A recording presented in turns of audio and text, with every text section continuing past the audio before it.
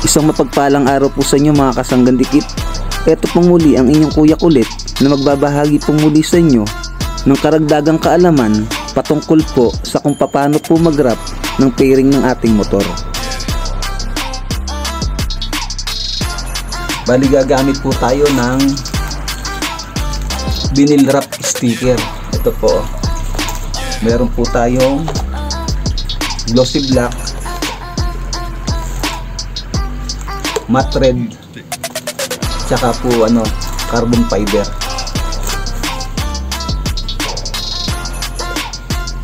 Bago nga po pala natin balutan ito, linisin po muna natin mabuti, sabunan po. At ito nga po, bali ang pinintura ko po dito ay Bosni. Nagkulukulubot na po, tsaka medyo nagbukol-bukol, kaya ang ginawa ko po, niliha ko po. Tapos dito po meron pong crack, nirepair ko po muna siya bago po natin balutan ito. Sa susunod pong video ituturo ko po sa inyo yung panibagong paraan na mas madali pong i-repair ang mga crack na fairing ng ating motor po.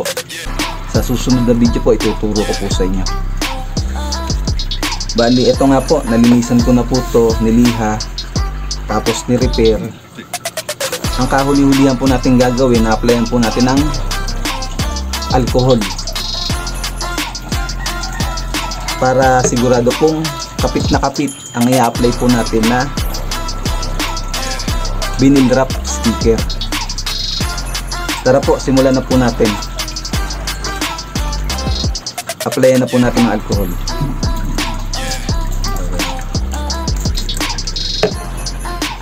Punasan po natin ang basahan.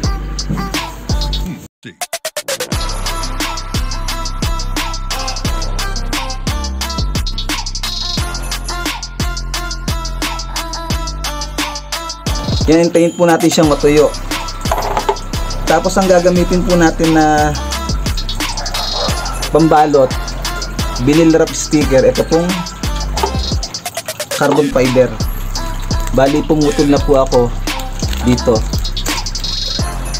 Bali po siya, sakto na po siya sa fairing na to. Ayan po.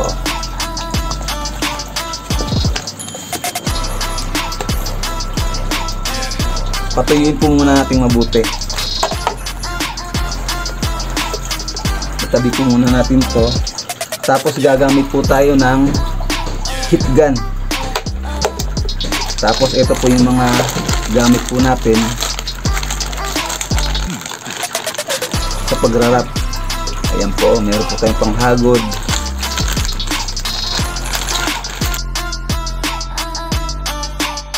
Meron din po tayong iba't ibang klaseng cutter. Ito po tsaka ito.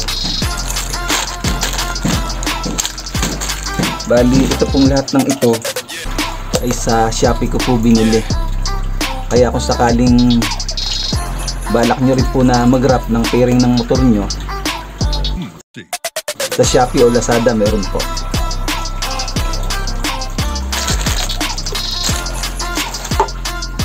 Ayan po mga kasanggandikit, tuyo na po siya. Tara po, balutan na po natin. Medyo malapad po itong pambalot natin, kaya dito po natin simulan, para kung sakali man po magamit pa po natin itong sobra na ito. Ito po.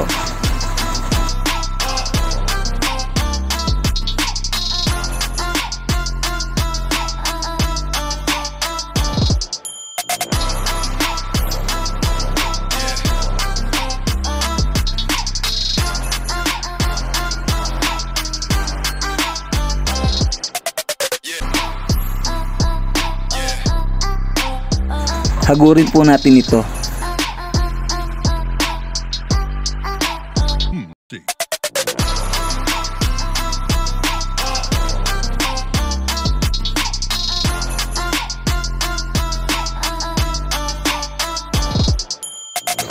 Ayan po, kapag kami bubble po, itataboy lang po natin para pantay po yung pagkakadikit niya.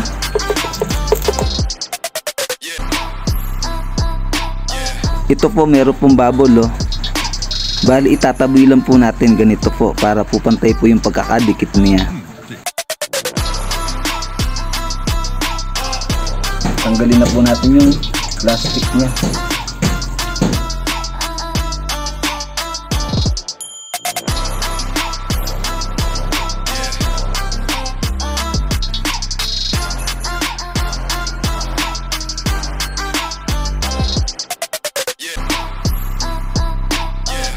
Yun po, i-blower po natin.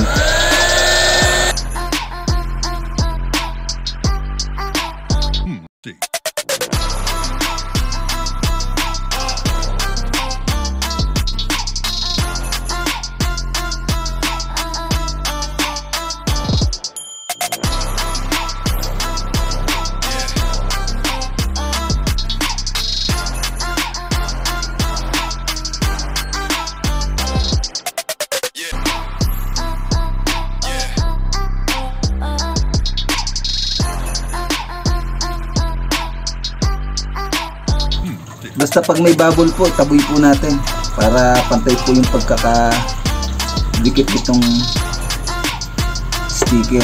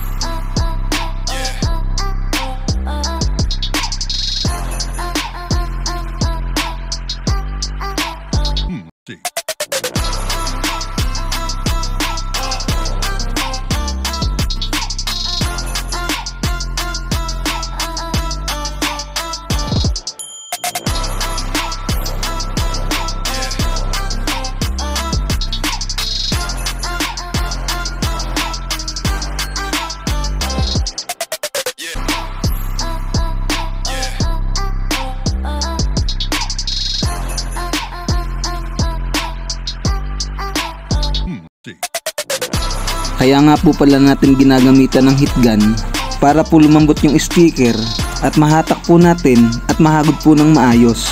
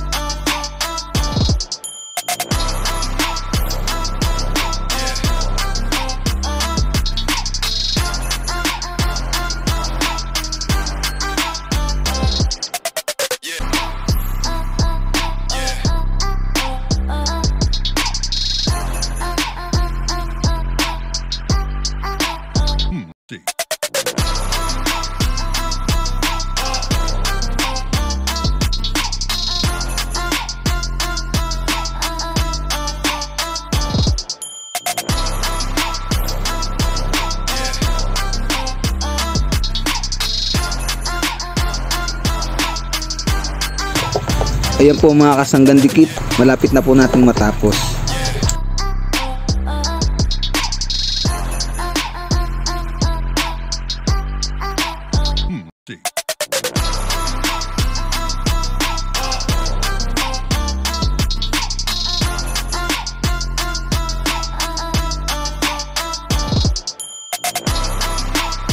Ayan po mga kasanggan dikit, bali ginapit ko na po yung sobra. Baka po kasi magamit pa po natin eh.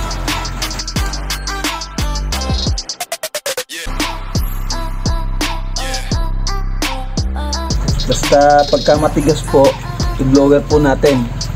I-heat gun po natin para lumambot po yung sticker at mabatak po natin ng maayos. Tulad po nito, ang tigas po. Pero kapag ka binlower po natin, lumalambot siya. Ayan po, nahagod po natin ng ayos. Oh. Ayan, ito pa po. Mas madali pong mag-wrap kapag ka yung pairing po natin nakakabit po sa motor. Dahil mahahatak po natin yung sticker at mahahagod po natin ng ayos.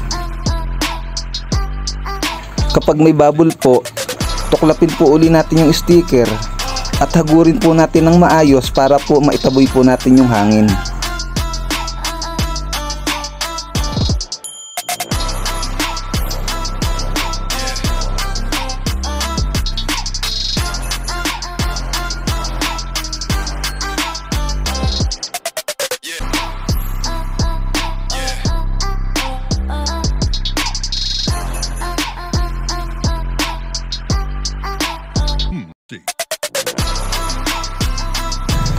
Yan, okay na po ito mga kasanggan dikit. Ikat na po natin yung gilid nya. Yan po mga kasanggan dikit to. Okay na po siya. Putulin na po natin yung excess. Ganito lang po oh.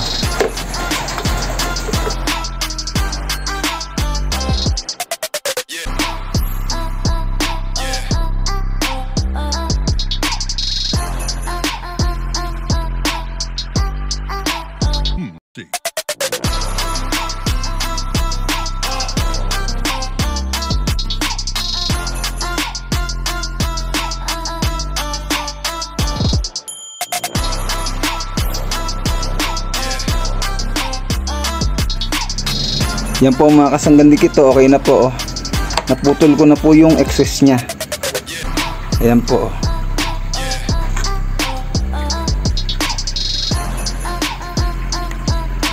Ang ganda po oh.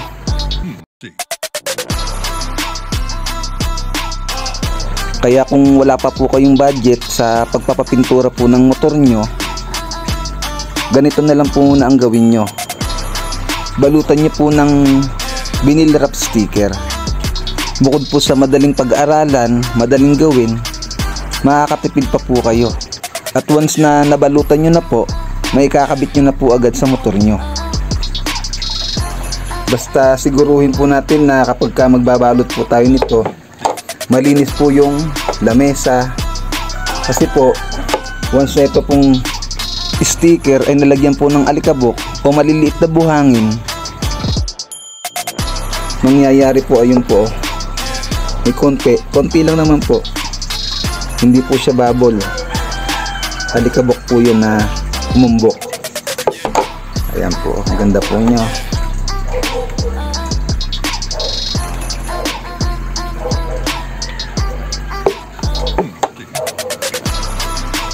Yan po mga kasanggan dikit, sana po ay may napulot po ulit yung karagdagang kaalaman sa video na to. Doon nga po pala sa mga bago po nating taga-subaybay, paki-subscribe na lang po, pa-like and share, at pakipindot na rin po ng notification bell para lagi po kayong updated sa mga i-upload ko pa pong mga tutorial videos. Mga kasanggan dikit, maraming salamat po sa patuloy na suporta at panonood niyo po ng aking mga videos. Hiling ko lang po na sana huwag niyo pong i-skip ang ads, dahil sa maliit na bagay pong yun ay malaking tulong na po yun sa akin. Si Lord na po ang bahalang gumanti o mag-reward sa kabutihang ginagawa ninyo. Advance Merry Christmas po sa inyo mga kasanggan dikit. Maraming salamat pong muli sa inyo. Isang mapagpalang araw pong muli. Lagi po kayong mag-iingat at mabuhay po kayo.